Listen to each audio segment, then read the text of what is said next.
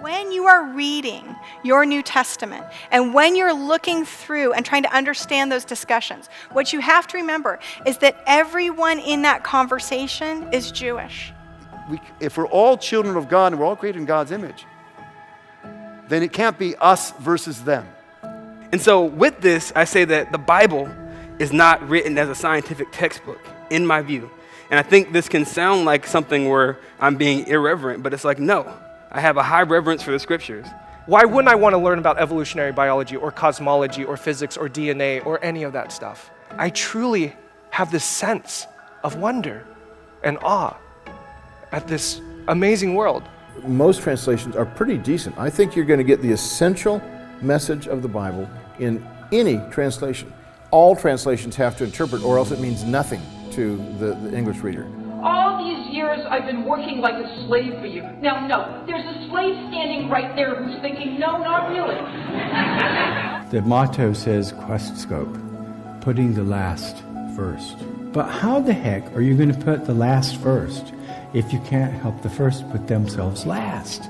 Regarding Romans 1 and 1 Corinthians 6 and all the other things, it fundamentally comes down to this question. Is what they were talking about then what we are talking about now?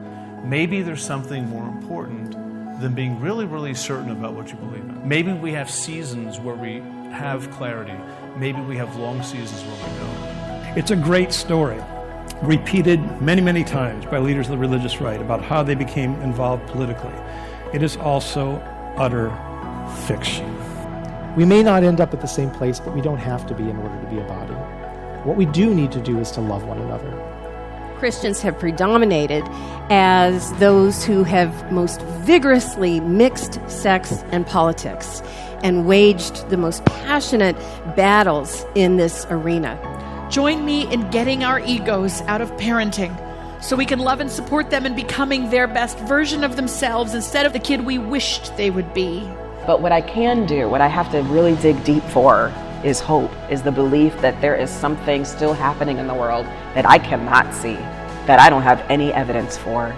But to be fully known and truly loved is, well, a lot like being loved by God. It is what we need more than anything. In case you didn't know it already, we're in the midst of another wave of the civil rights movement. And we got a whole lot of issues to fight. We have an obligation to these children and families to bear witness to them and to give them hope and to be a light that shines brightly so that they will know what they've experienced at our border and in our government custody is no reflection of the best of humanity. Because people who are truly alive bring life to others. Because free people, healed people, healed people. And so what happened in the African American appropriation of the Bible is they read the Bible correctly. Because the Bible, especially the Old Testament, is written from a place of the people who were oppressed. Right? I think we are dealing right now with issues of such moral clarity that silence is complicity. There certainly is a history of Christian patriarchy, which is a different question of whether Christianity is, in its essence, patriarchal. The only reason they began to translate Herjunia was because it was a problem for them to deny women leadership while a woman in the Bible is named to the highest spiritual position. I don't think that vaccine hesitancy was empowering to people at all. It actually was more of a stigma. If we are concerned about systemic issues of racial injustice, if we're concerned about those who've been marginalized for generations, if we're concerned about First Nations and Indigenous voices being centered in our midst, then we have to care about climate justice.